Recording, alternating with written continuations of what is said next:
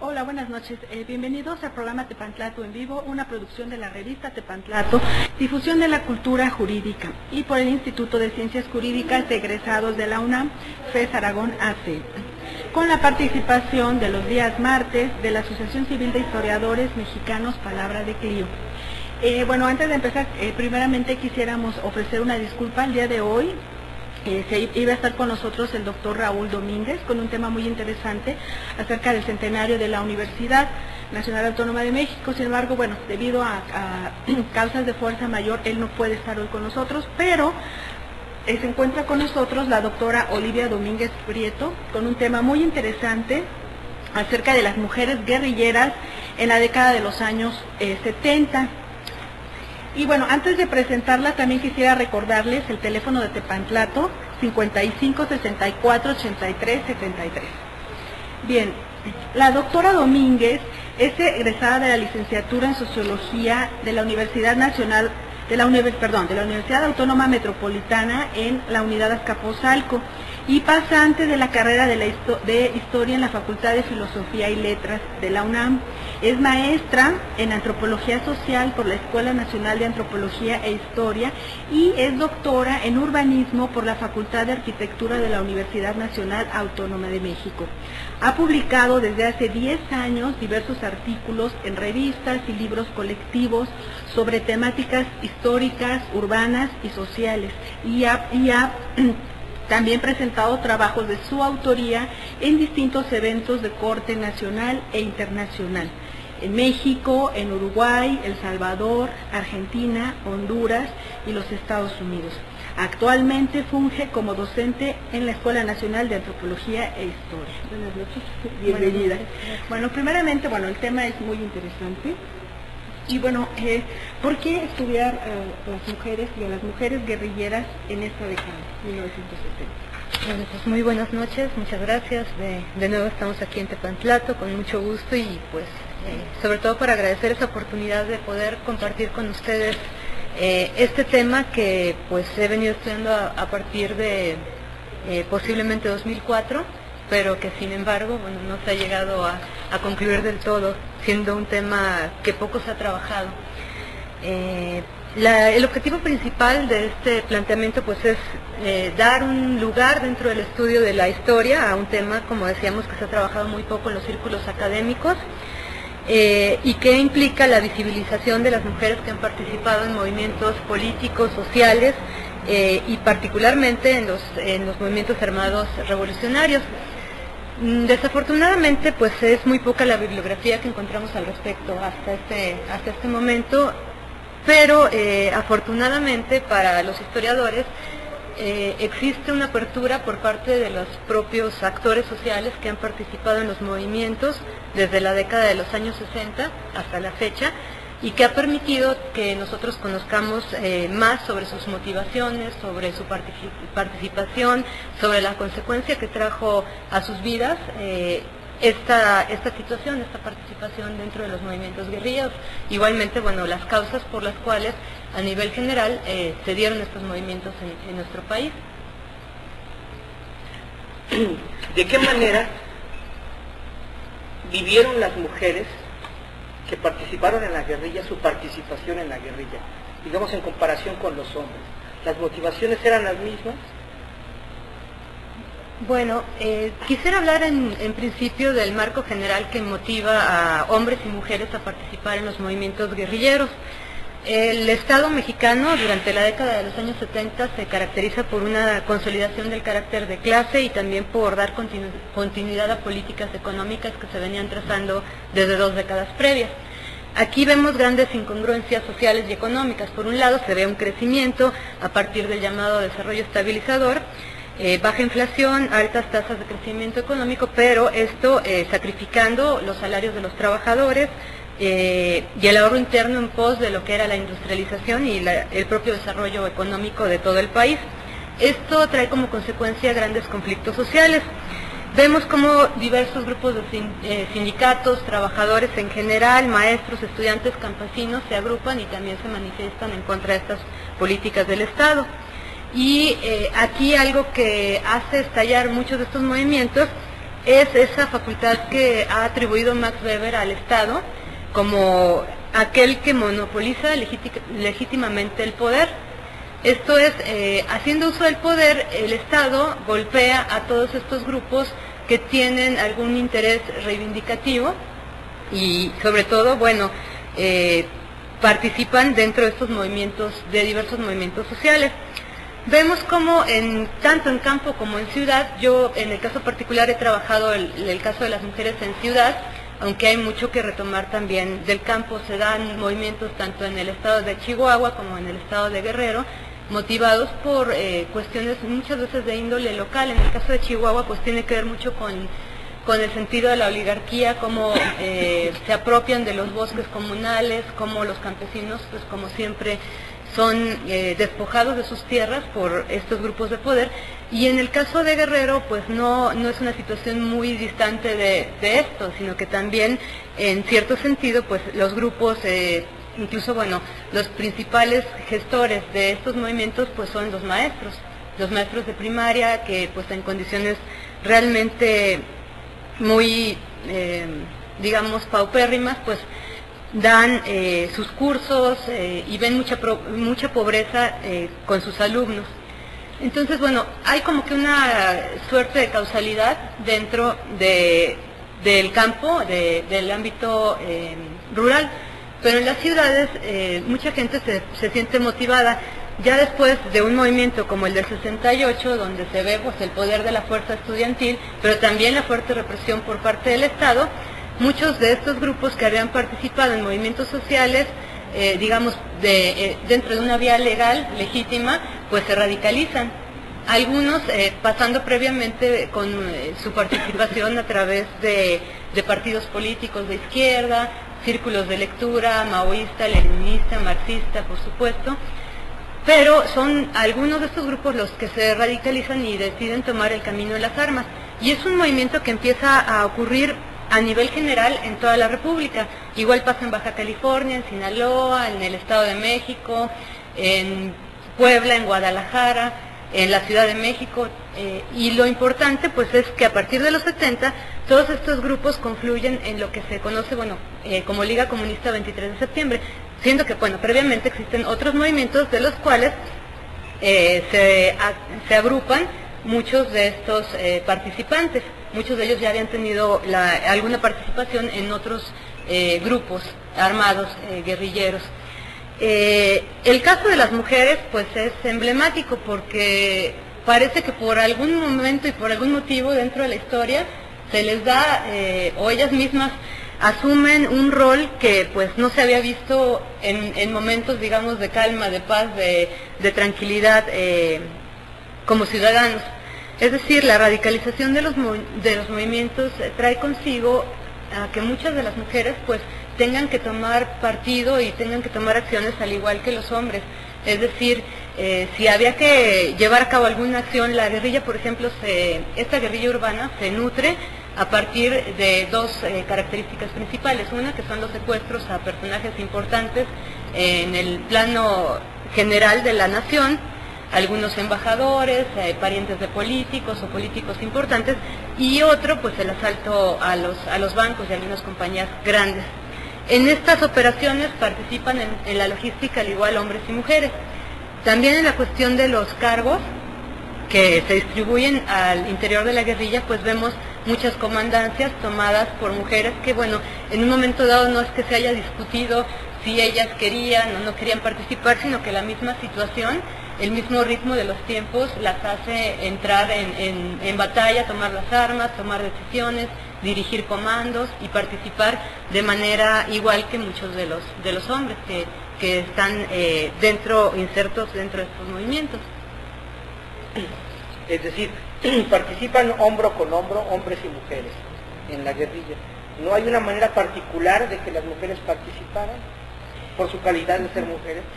Pues aquí hay un dato importante, ¿no? Porque siendo que muchos de estos grupos, como habíamos comentado hace un momento, se derivaban de círculos de lectura, de otras agrupaciones políticas, pues pensaríamos tal vez incluso que ellas hubieran tenido algún antecedente de lectura sobre el feminismo de las décadas previas, pero lo que hemos visto a partir de las entrevistas es que ellas nunca se asumen como feministas. Bueno, incluso eso parece que es una... Sí, de hecho, me interesa preguntarte esa parte, lo que comentas, ¿no?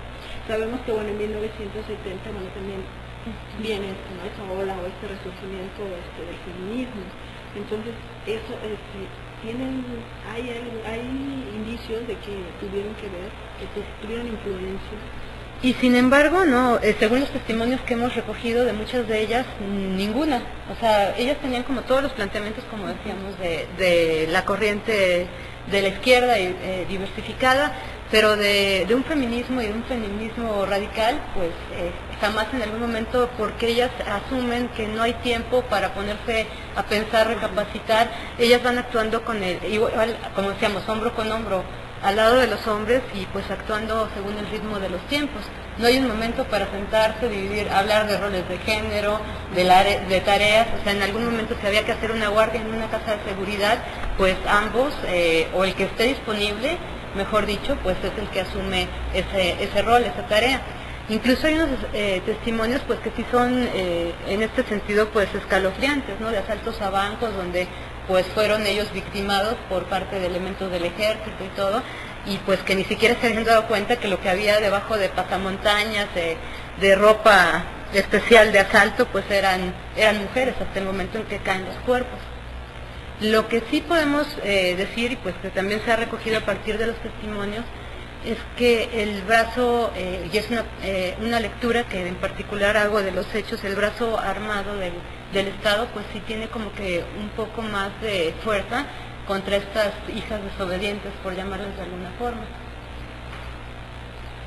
¿Qué les sucede cuando las aprenden? Pues, ahí sí hay diferencia entre hombres y mujeres, ¿no? Algunos historiadores, sociólogos que están estudiando este fenómeno de manera reciente, pues plantean que en amplio sentido pues los castigos son generalizados para ambos sexos, por decirlo de alguna forma. Pero sin embargo, respecto a los testimonios que se han recogido, pues también vemos que hay algunas mujeres que pues están embarazadas en el momento de la detención, muchos son torturados, muchos son detenidos, desaparecidos, son desaparecidos junto con sus familias, junto con sus hijos. Entonces, pues realmente la forma en la que actúa el Estado pues no tiene límites en los castigos. Parece que hacemos una pausa y regresamos.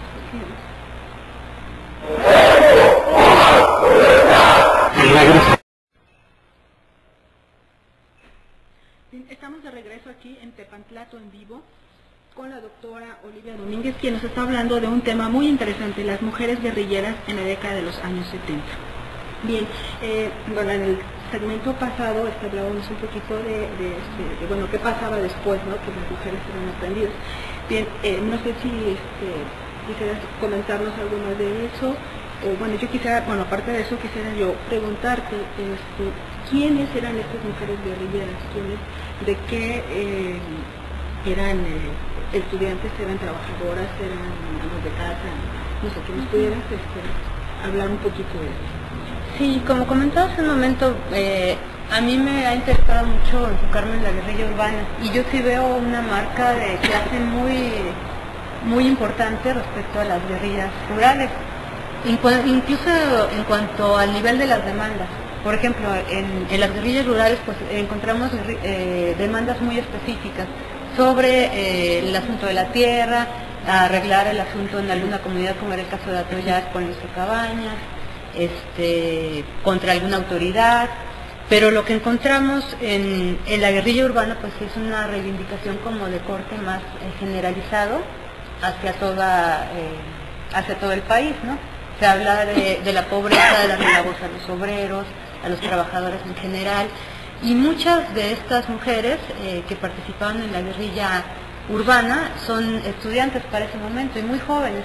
Sobre todo eso la edad es lo que les caracteriza tanto a hombres como a mujeres.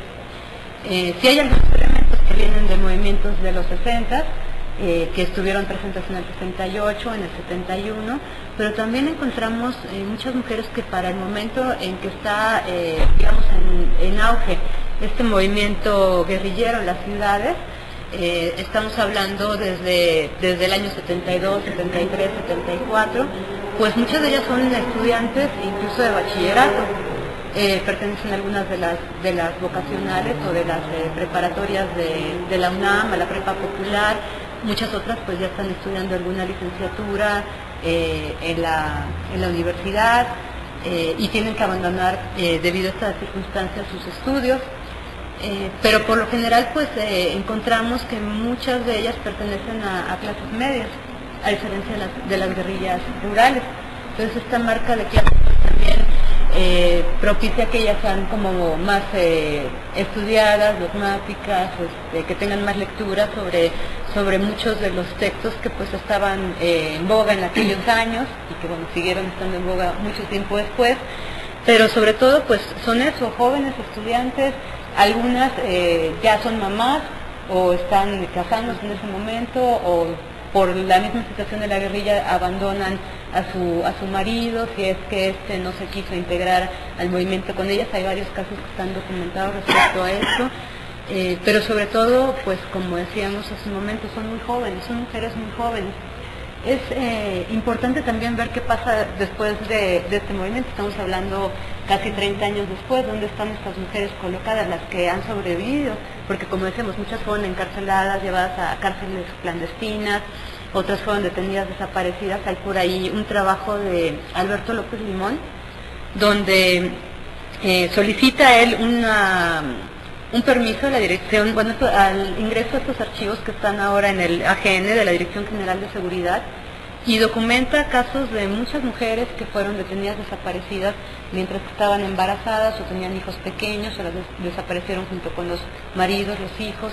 Entonces, bueno, las que no tuvieron suerte o murieron dentro de los enfrentamientos en batalla o fueron detenidas, desaparecidas, pero de los que sobrevivieron, de los y de las que sobrevivieron, pues encontramos que algunas aceptan la amnistía, o la mayor parte aceptan la amnistía que se da durante la década de los años 80, se reintegran, digamos, a la vía legal, las podemos encontrar en algunos partidos políticos, o las podemos encontrar en algunos movimientos sociales importantes, aún, digamos, de corte reivindicativo.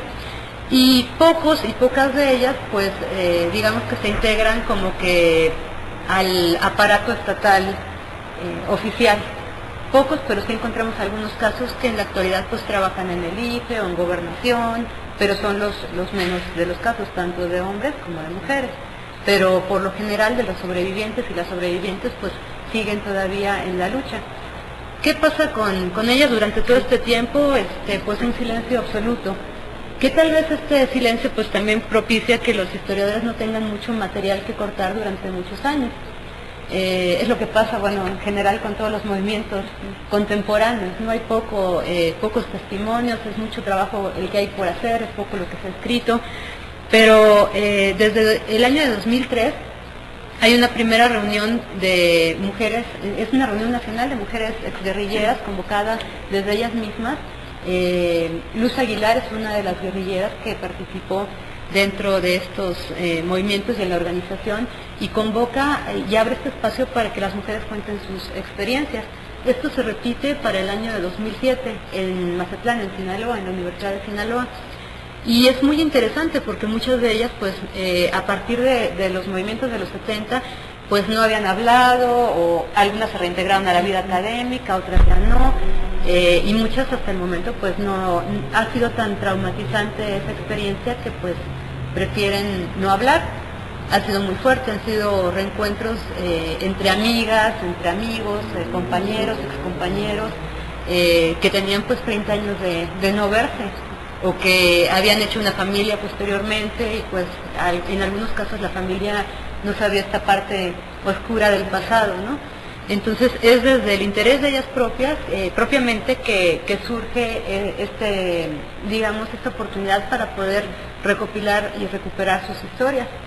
Entonces, bueno, esto también pues facilita en gran medida el quehacer historiográfico, a diferencia de unas décadas anteriores donde todo era silencio aún. Que claro, después de los 80, pues ya con la amnistía y todo, pues es más fácil que se abran estas vías de comunicación. Sin embargo, pues por cuestiones personales, psicológicas, muchas de las mujeres pues prefieren guardar silencio. Pues, esta oportunidad que tenemos de recuperar sus voces pues es única a partir de que ellas mismas se están organizando y hay una publicación, va a salir una segunda publicación que conjunta las memorias de estos dos eventos y que pues también se esperarían en los próximos años pues más la organización de otros eventos donde se congregaran no solamente las mujeres, sino también se pudiera abrir espacios para que todos los guerrilleros que participaron en estos movimientos de los años 70 y de antes y mucho antes también, los que todavía están vivos, pues puedan compartir sus experiencias. Sí, porque te quería preguntar si es particularmente atípico el caso de México, porque yo pienso, por ejemplo, no había mujeres en el asalto al cuartel Moncada, por ejemplo, ¿no? En Cuba, ¿no? Tampoco había mujeres embarcadas en el Granma, ¿no? En esa expedición de Tuxpan hacia La Habana. No había mujeres en el asalto al cuartel Madera, ¿no? En el 23 de septiembre, ¿no? Ahí en Chihuahua. Y a la mujer aparece ya hasta que vienen las guerrillas como rurales, ¿no? En el caso concreto de Nicaragua y de El Salvador y después en Guatemala. Entonces esta presencia femenina dentro de las guerrillas es exclusiva de México en la guerrilla urbana. Bueno, aquí hay que también señalar algunos datos. Si bien no aparecen las mujeres en épocas previas, no es porque no hayan estado ahí. Claro. Sabemos que hay como que un elemento de invisibilización presente en toda la historia, nacional e internacional. En el caso de las guerrillas, pues es más difícil armar las historias, porque por una parte, pues está como que toda la versión oficial que se daba de los hechos. Si nosotros revisamos los diarios de la década de los 70, por ejemplo, las acciones que ellos realizan se minimizan en todo sentido, ¿no? Un grupo de bandoleros, asaltantes, ya solo cuando las cosas ya se salen de control, como es el caso de Lucio Cabañas, ya aparecen en una primera plana. Pero estamos lidiando con eso, más aparte con este asunto de corte internacional dentro de la historia que las borra de tajo. Tal vez el hecho de que muchas de ellas no hayan participado en operaciones militares no quiere decir que no hayan estado presentes como correos, como apoyo, como cuidadoras de casas de seguridad, como incluso operarias, digamos, menores dentro de la logística de la guerrilla. Empezamos a verlas ya de manera, digamos, abierta, como comentabas hace un momento, sí a partir de estas guerrillas rurales. Ahí es muy importante ya su participación, incluso la forma en que ellas se enfrentan también a las autoridades, hacen las demandas y están ahí presentes. Hace un año exactamente estábamos en Atoyac de Álvarez, haciendo un pequeño trabajo con las mujeres que unas habían participado en la guerrilla y otras simplemente por tener el apellido de alguno de los guerrilleros, particularmente Cabañas, pues han sido perseguidas hasta el momento. Entonces en el momento pues seguían recibiendo amenazas, muchos familiares de ellas habían sido desaparecidos. Fue realmente una experiencia pues bastante dolorosa en ese sentido, ¿no? Porque muchas de ellas después de tantos años empiezan a hablar y decir, bueno, sí participé, mi nombre era tal, porque siempre hay como un nombre de guerra, pero ahí estaban ellas presentes. Y eso les trajo consecuencias en todo sentido porque fueron marcadas desde la misma comunidad, por las autoridades y hacia el exterior. Entonces, ahí su presencia es muy importante.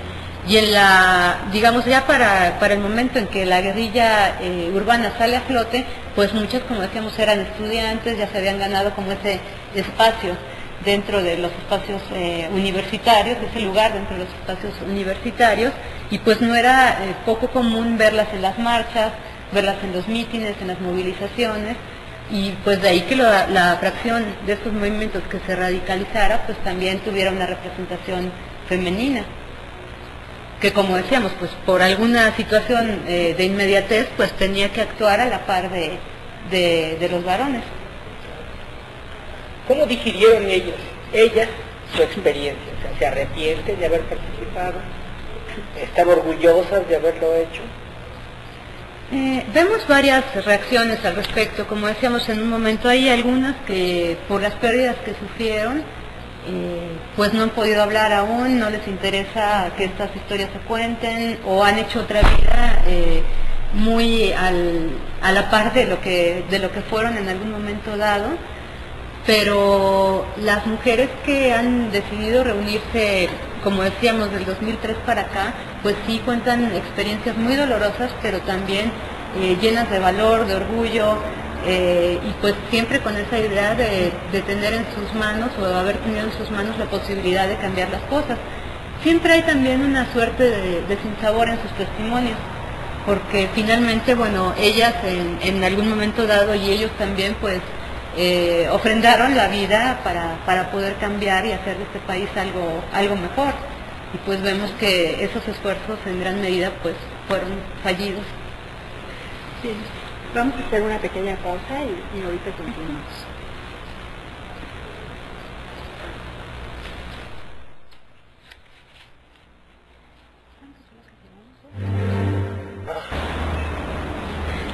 Estamos de regreso en Tepantlato en Vivo, una producción de la revista Tepantlato, y estamos con la doctora Olivia Domínguez con el tema de las mujeres guerrilleras en la década de los años 70. Bien, yo quisiera, retomando un poco lo que ya se dijo hace rato acerca de que, bueno, las mujeres, no había una diferenciación en cuanto a los cargos, ¿no?, adentro en cuanto a la organización de la guerrilla. Bien, yo quisiera preguntarte, bueno, después o hacia afuera, ¿hubo cambios? ¿Hubo algún tipo de repercusión a nivel de estructura social? ¿Qué pasó? Empezamos por el antes, ¿no?, que propicia, como decíamos hace un momento, la participación de ellas en los movimientos. Y encontramos cómo a partir de los años 60 la sociedad, vivimos en una sociedad que hasta la fecha es muy tradicional. Sin embargo, en los años 60, por cuestiones tanto internas como externas, mucha de esta influencia que se da en el 68 a nivel global, pues trae consigo cambios en todo sentido social, y bueno, ahí las cuestiones de género no dejan escapar. Estamos pensando que, bueno, puede ser que para México un gran logro haya sido esta cuestión del voto, logrado para las mujeres en los años 50. Sin embargo, sigue siendo insuficiente hasta el momento si lo hablamos en términos políticos, pensando que la participación de las mujeres pues sigue estando muy limitada. Por ahí había una cifra actualmente de 1.4% a nivel Latinoamérica de mujeres que gobiernan municipios, siendo que el municipio pues es como que el espacio o la entidad mucho más cercana a representación que hay hacia la ciudadanía. Estamos poniéndolo en el año 2009, pues eso es casi 2010, y esa es la situación.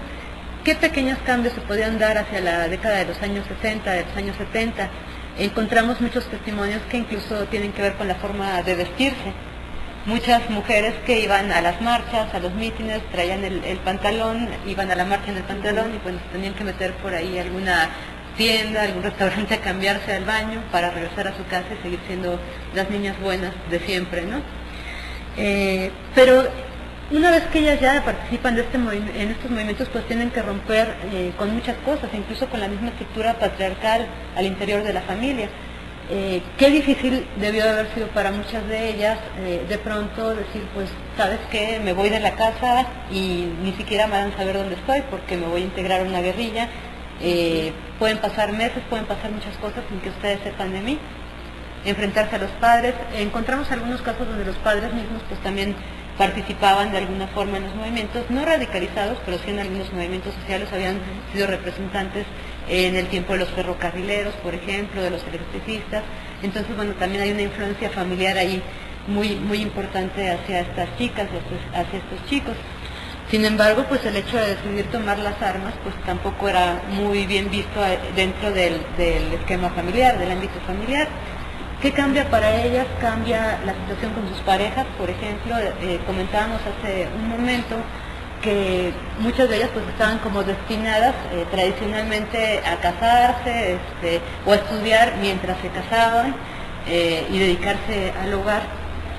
muchas de sus parejas participan en la guerrilla o muchas también están dentro de movimientos políticos, pero muchas llegan un momento que tienen que decidir si se radicalizan o no, si toman la vía de la clandestinidad o no, y eso pues para muchas de las muchachas también representa un rompimiento. El hecho de postergar la maternidad es otra de las causas o de las consecuencias que traen consigo el integrarse en una guerrilla. Incluso aquellas que ya eran madres, hay algunos testimonios de algunas que eran madres para el momento y que ya estaban casadas o eran madres solteras para el momento en que se integran a la guerrilla, pues tienen que dejar encargados los hijos con la abuela, algún familiar, y dejarlos de ver mucho tiempo, incluso pensar que no los van a volver a ver nunca, si las cosas no salen de control o ellas son apresadas. Entonces, pues también las que caen en prisión están también con esta situación. ¿Cómo se vulneran los cuerpos, por ejemplo, ¿no? Con la tortura, con toda esta cuestión, pues sabemos cómo ha actuado por mucho tiempo el Estado mexicano, de que primero, bueno, castiga y después averigua y pues hay muchos casos documentados al respecto. Muchas mujeres eran inculpadas sin tener o haber llevado un proceso penal anteriormente. Muchas fueron torturadas, muchas y muchos fueron torturados para obtener ahí información sobre los movimientos y los focos guerrilleros, y pues lo que estaba en juego también era su sexualidad, vulnerada, como decíamos hace un momento, ¿no? ¿Qué forma de presionarlas, qué forma más fuerte, digamos, de poder hacer que ellas dijeran la verdad, ¿no? Confesaran lo que ellas estaban operando dentro de la guerrilla. Entonces, después de esto, después de este periodo que dura la guerrilla, donde, como decíamos, están separadas de sus familias o de sus parejas, algunas otras, incluso hay un caso particular en Guadalajara, Berta Lilia, ella pierde 2 parejas durante todo este tiempo, o sea, pierde a un esposo y al rato matan al nuevo esposo. Entonces, bueno, también no es un buen momento para hacer familia. Posteriormente termina el movimiento y ¿cómo quedan ellas frente a la sociedad? Marcadas. Para volver a encontrar un trabajo, algunas de ellas ya pasaron por la cárcel, entonces pues también están vulnerables en ese sentido. Respecto a su familia, pues otro rompimiento, y respecto al gran espectro de la sociedad, pues son marcadas, por eso muchas pues deciden guardar silencio, cambiarse de ciudad, separarse de sus familias, que no sepan nada de ellas, porque pues sí quedan en una situación bastante delicada, ¿no? Después de haber participado. Y si esto lo conjuntamos con lo que permea en todo el panorama de un exguerrillero, las lesiones, muchas veces las lesiones psicológicas son más difíciles de curar que las lesiones físicas que pudieron haber recibido durante el combate. Entonces, bueno, apenas están viviendo ese proceso de poder hablar, también es una suerte de catarsis, el poder decir cómo se sintieron en ese momento, cómo han sido sus vidas durante todos estos años y que esperan hacia el futuro. Muchas de ellas, las que tienen hijas, pues no les gusta ya que participen en movimientos. Algunas otras sí, pero sí encontramos en los testimonios que pues saben hasta dónde pueden llegar estas cosas, ¿no? Y que incluso, bueno, en movimientos actuales, ¿no? Los que se ven, pues ya no se participa con el mismo ímpetu que pudo ver en la década de los años 70. Ahora, si enfocamos desde una perspectiva de género, al interior de las células guerrilleras, al interior de los grupos, ¿de qué manera se vieron modificados los roles de hombre-mujer, ¿no? Cuando están hombres y mujeres, pues rifándosela al tú por tú, pues, ¿no? Hombro con hombro, ¿no? Si hay alguna, no sé, yo pensaba en las Adelitas, ¿no? Que eran las que se quedaban a cocinar mientras los Juanes iban a la revolución, pues, ¿no? Y entonces eso no es real en el caso de las mujeres guerrilleras. Este asunto de los roles y de género, ¿cómo se vive al interior de los grupos? ¿O cómo lo vivieron ellas? Sí, pues ellas no se pueden quedar atrás en ninguna de las acciones, ¿no? Como decíamos, cuando ellas reciben un entrenamiento militar, pues tienen que ir a la par de los hombres, en todo sentido. No es fácil, porque también no es como muchas de ellas han dicho en sus testimonios, que todos los recibió, así que todos lo recibieron muy bien, ¿no? Decían, bueno, ¿y por qué de pronto tengo que recibir órdenes de ellas? Pero sin embargo fueron ajustes que se tuvieron que hacer en su momento, como decíamos, respecto al ritmo de los acontecimientos. Esos cuestionamientos pues se hacen en la actualidad, los vemos por ejemplo, o los vimos a partir del 94 con el FTLN, ¿no? Que muchas de las acciones de las comandantas pues eran cuestionadas desde sus propios compañeros, decir, bueno, ¿y por qué voy a guardar silencio mientras que ellas hablan? ¿O por qué debo obedecer sus órdenes si yo soy aquí el bueno? Ellas están para hacer de comer, estas cuestiones que pues aún venimos cargando. Sin embargo, pues digamos que para algún momento dado en la década de los 70, esos núcleos, esos focos guerrilleros, pues se convierten como en ese espacio de anhelada equidad para hombres y mujeres. Y como decíamos, sin que tenga que estar planeado. No era porque hubieran leído a Simone de Beauvoir o algunas de estas grandes autoras, ¿no? O porque tuvieran muy claro este planteamiento de Bourdieu, que la máquina simbólica que es la sociedad y cómo se distribuyen los roles entre mujeres y hombres, pues nunca hubo una reflexión al respecto, según nos comentan las guerrilleras, sino simplemente pues era cuestión de acomodar, habían desaparecido uno de los representantes, pues el que seguía y el que estaba más inmediato y el que estaba más capacitado era hombre o mujer, pues él tenía que asumir los cargos, llevar en sus manos las operaciones, etcétera. De acuerdo a las mismas necesidades que planteaba el grupo. Pero bueno, sí, pero supongo que a lo mejor, o no sé si había también una especie de rivalidad, a lo mejor. No lo aceptaban así, a lo mejor de buenas a primeras, pero bueno, la capacidad pues estaba ahí. Pero aún habiendo eso, sí había mucha rivalidad entre hombres y mujeres. Seguramente, bueno, también como historiadores tenemos que tener mucho cuidado en cómo se manejan los discursos, porque tal vez muchos de esos discursos, pues desde los hombres nos digan, no, nosotros éramos muy buena onda con ellas y qué bueno, les dábamos chance, o sea, hay que tener también mucho cuidado con esto. Pero desde muchas de ellas, porque hemos encontrado varios matices dentro de los testimonios. En un caso sí me decían, bueno, pues a mí me dejaban a cuidar, era como un ranchito y me dejaban a cuidar los conejos y todo eso, mientras que los otros, pero eso sí, dormía con una pistola al lado y tenía que saber accionar el gatillo cuando fuera necesario. Entonces, en cuanto a entrenamientos, pues también sabemos de muchos casos de mujeres que pues recibieron entrenamiento desde Corea y desde algunos de estos países, que tuvieron la oportunidad de viajar, que fueron detenidas junto con los hombres en los operativos, que participaron en los asaltos, en los secuestros, de igual manera que ellos. Entonces, bueno, posiblemente sí hubo por ahí algunos rasgos de competencia, ¿no? Como en todo. Pero, sin embargo, pues ellas tuvieron que hacerlo, porque era el requerimiento y las necesidades de su momento.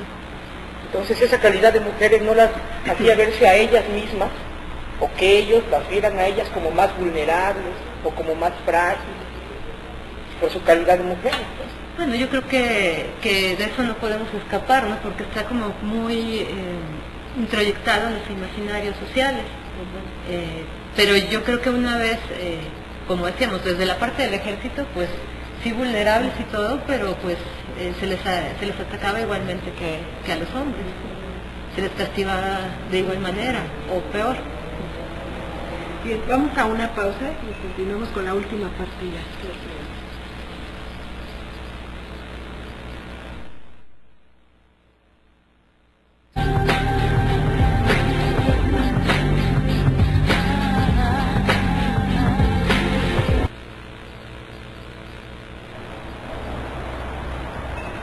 Bien, ya estamos de regreso aquí en la última parte del programa y estamos con la doctora Olivia Domínguez con el tema de las mujeres guerrilleras en la década de los años 70. Bien, bueno, ya estamos en el último bloque y bueno, yo quisiera preguntarte, ahí acerca de los testimonios que han sido sus fuentes, ¿no? Tus fuentes de estudio. ¿Hay algunos testimonios que digamos que sobresalgan sobre otros por alguna cuestión característica que te lleven a hacer pues sí, que te expresen algunas cosas en particular que sean muy desgarradoras o algo así?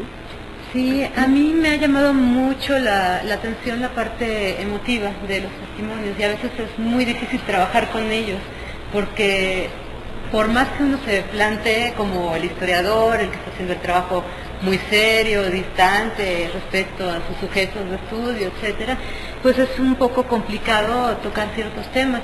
A mí los testimonios que más me han gustado, por decirlo de alguna forma, son aquellos que se refieren a cómo surge ese lado humano en los momentos más difíciles, ¿no? Estos despliegues de sororidad entre compañeras que se encuentran en la cárcel, que se ayudan, que si una tiene hijos, tiene afuera, la otra que está libre los cuida, avisa a las familias, se protegen entre sí. Yo quisiera leer en particular uno que tengo de Berta Lilia Gutiérrez, que ya la había referido hace un momento.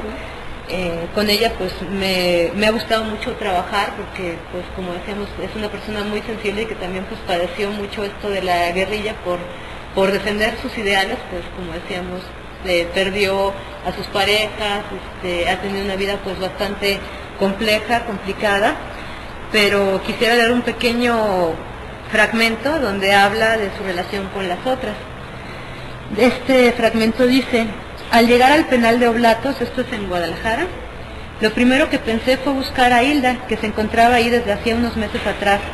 Ella me facilitó la integración a la vida carcelaria, junto con Alicia Leiva. Comíamos juntas, lo cual significa cocinar juntas y compartir los gastos de alimentación. Trabajábamos en equipo y también compartíamos libros y tiempo que en prisión parece que sobra. Y digo parece porque nunca estuvimos de ociosas. Yo daba clases de alfabetización, además de tejer y de leer. Este es el testimonio de Berta Lilia. Hace un año yo visité personalmente a Berta Lilia en Guadalajara y una noche hicimos un recorrido al terreno donde había estado la cárcel de Oblatos. Ahora es un gran gimnasio, un deportivo. Dimos una vuelta a la cuadra bastante grande, reconoció ella incluso algunos árboles que estaban desde la década de los 70 ahí y algunos espacios dentro de lo que había sido en ese momento el penal de Oblatos. Pero esto le removió bastantes fibras sensibles y recuerdos. Entonces fue un poquito difícil manejar esta parte, estos sentimientos. Ella me dijo, bueno, yo ahorita ya pude dar un paso, que es darle la vuelta a la cuadra. El siguiente paso va a ser poder entrar al deportivo, pero esto pues ya llevará su tiempo, ¿no? Entonces el poder manejar toda esta parte emocional pues también es un poco complicado, pero pues se ve reflejado en cada uno de los testimonios que ellas y que ellos también hacen de sus compañeras y de sí mismos. Bien, ya una última pregunta de mi parte. Esta reflexión que hacen ahorita las exguerrilleras en relación con su experiencia, pues, y que obviamente remueve fibras, para ellas valió la pena haber participado ahí, haber estado ahí, haber sufrido lo que sufrieron. Para muchas de las que hemos entrevistado, y de los muchos que hemos entrevistado, porque por ahí un caso en particular, pero era un caso bastante específico de estos hombres que se fueron hacia el sistema y demás, nos decían, no, estas fueron cosas de juventud, estábamos jóvenes, hacíamos tonterías, no sabíamos lo que estábamos haciendo. Sin embargo, para ellas, a pesar de que, pues como decíamos, arriesgaron la vida, la familia y todo lo que tenían para ese momento, lo que encontramos en sus testimonios en muchos casos es un poco de frustración por no haber conseguido más de lo que ellas hubieran planteado. Sin embargo, esa era una misma pregunta que yo les hice en muchos de los casos, si había como una suerte de arrepentimiento al respecto y si lo volverían a hacer en algún caso dado. Y ellas me dijeron en todos los casos que lo volverían a hacer, que no están arrepentidas, que sí, pues les costó exponer su vida, pero que sin embargo la causa era mucho más grande, y lo que sí es frustrante es ver que pues el país no está en las condiciones en las que ellas y ellos hubieran querido dejarlo. Pero finalmente la apertura democrática de México hacia finales de los años 80, ¿no? el registro al Partido Comunista Mexicano, en fin, hay una serie como de resultados de ese movimiento democrático, el que estalló precisamente en el 88, ¿no? Con el Frente Democrático Nacional, de alguna manera sí es como un fruto, a lo mejor mínimo, no lo que ellos hubieran esperado, pero finalmente México es distinto del México que se vivió en la época de Díaz Ordaz, por ejemplo, ¿no? Hay una sociedad civil que está muy activa y una sociedad civil que finalmente es fruto también de esa primera irrupción del movimiento del 68 y desde luego con la guerra sucia, ¿no? Claro. Y de ahí que pues ellas sigan participando, o muchas de ellas y de ellos, como decíamos, pues por la vía legal, ¿no? En partidos, en movimientos, en el Comité Eureka, por ejemplo, y en algunas otras asociaciones civiles que reivindican esta parte de recuperar la historia, y por ahí vendría la discusión si se perdona, no perdona, si se olvida o no se olvida. Ahí como que todavía vemos que está muy fracturado el movimiento, no hay como una línea que pueda conglomerar una sola línea de pensamiento y que diga, bueno, sí, a perdonar y olvidar, o no perdonamos y no olvidamos, aceptamos la amnistía, hay un pago al respecto, una indemnización, la aceptamos o no, si hay diversas posturas en este sentido. Sin embargo, pues sí queda como que muy abierta para ellas esta vía democrática, esta confianza aún en que la sociedad civil pueda organizarse y ejercer sus derechos.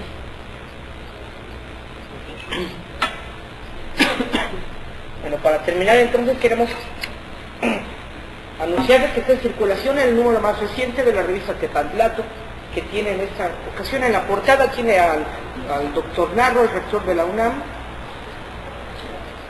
recibiendo el premio Príncipe de Asturias, y tenemos como contenidos el discurso de aceptación del propio rector para este premio. La revista Tepantlato está por cumplir el próximo año 10 años, entonces 18, perdón, y bueno, podrán adquirirla a través directamente de la página de www.tepantlato.com.mx. Bien, bueno, sin duda, bueno, el tema es muy interesante, y sobre todo, bueno, lo que a mí me parece es que deja mucho todavía, ¿no? Todavía, bueno, esta nueva ola, esta nueva corriente histórica, ¿no? De estudiar a la mujer, de incluirla, y sobre todo, bueno, en este contexto, ¿no? De la guerrilla que como nos mencionaba, ha sido muy poco estudiada. Entonces es un tema muy amplio, muy interesante, que deja pues mucho, ¿no? para la reflexión. Y bueno, yo no quisiera hacer una última pregunta. Bueno, nos comentabas que ha sido poco estudiada. ¿Qué instituciones están, hay instituciones de educación superior que estén estudiando, por ejemplo, la ENA o la UAM o la UNAM, o son investigaciones independientes? Es como para terminar. Pues hay, más que por institución, hay como que el mismo grupo de gente que ha venido trabajando el tema de la guerrilla, como es el caso de Adela Cedillo, que es egresada de la Facultad de Filosofía y Letras de la carrera de Historia. Está Silvia Ríos, que también es nuestra compañera. Está Lucía Rayas, que está en el Colegio de México trabajando, pero está haciendo el posgrado o se va a titular con una tesis sobre el asunto de las mujeres en El Salvador y en México, en la ENA.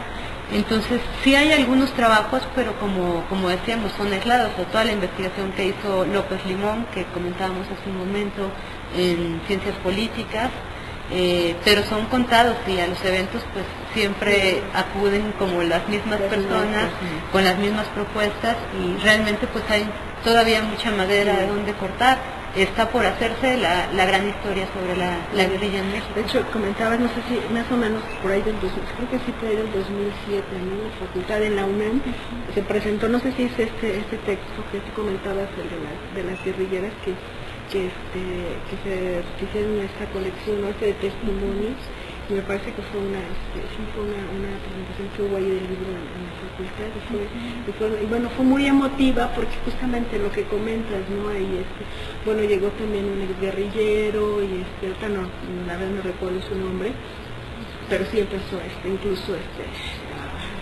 declamar y todo esto, ¿no? Toda esta parte que había, ¿no? También como de poesía, de que había otras cosas, ¿no? También pues que también muy, muy emotivas, ¿no? Que dentro de la guerrilla. Sí, no sé si tiene alguna reflexión o algún comentario final. Pues sí, solo dejar así que sobre la mesa esa posibilidad que tenemos como historiadores actualmente para recuperar todas esas historias olvidadas a partir de la llamada historia oral, todos esos grupos que nunca tuvieron ni el poder, pero tampoco la voz. Estamos hablando de sindicatos, de obreros, de campesinos, de mujeres, de grupos de homosexuales, por ejemplo, que pues pasaron inadvertidos por la historia, esa historia escrita para los grandes, por los grandes y para los grandes, ¿no? Héroes, hazañas nacionales, pero que sin embargo no reflejaban en gran medida lo que estaba ocurriendo a nivel de la población. Entonces, ¿cómo recuperar realmente la verdadera historia, ¿no? La gran historia de la humanidad a partir, pues, como decíamos, de esos testimonios? Es el trabajo que tendríamos que hacer como historiadores. Bien, pues bueno, ya estamos ya por terminar el programa. Y yo nada más quisiera, bueno, recordarles que mañana hay programa también, hay Tepantlato, y mañana, bueno, inicia el programa, la transmisión a las 7 de la noche, con Claudia Hostos, que es cantante de Plan Blue. Eso es a las 7, a las 9 de la noche, Noemí Ramírez, que es pintora y escultora, y bueno, acerca del espacio, una experiencia en la vida y tridimensionalidad, es lo que va a presentar. Y quisiera yo también recordarles que la próxima semana, igual a las 9 de la noche, va a haber programa con el maestro Jesús Manrique Villegas. Es un antropólogo social y bueno, lo que nos va a venir a presentar es la propuesta de república de Fray Servando y Teresa de Mier, que contempla la participación de las culturas indígenas en lo que sería un estado pluricultural. Bien, no nos resta más que agradecerles a todas las personas que han hecho o que están haciendo posible este programa, y bueno, pues ya estamos también cerrando el año y bueno, felices fiestas, y pues gracias a la doctora Olivia, muchas gracias a Jerónimo, y bueno, buenas noches.